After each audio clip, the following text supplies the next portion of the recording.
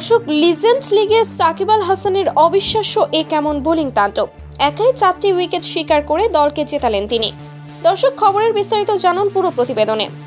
দর্শক, চেন্নাইতে bowling action পরীক্ষায় পাশ করেই লিজেন্ড 90 ক্রিকেট লিগে আজ বি লাভ ক্যান্ডির বিপক্ষে বল করার সুযোগ পান এবং বোলিং অ্যাকশনে পাশ করার পর বল হাতে সুযোগ পেয়েই সকল সমালোচনার যোগ্য জবাব দিলেন তিনি।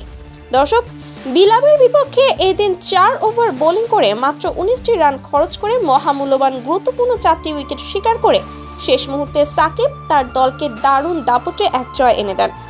টসে আগে ব্যাটিং করে নির্ধারিত 20 ওভারে 181 রানের সংগ্রহ পায় সাকিবের দল।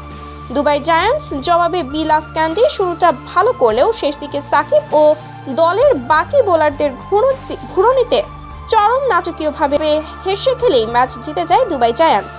তো দর্শক, আপনাদের কাছে দীর্ঘদিন পর সাকিবের এমন বোলিং কেমন লেগেছে তা জানিয়ে দিন আমাদের ভিডিওর কমেন্ট বক্সে। ধন্যবাদ।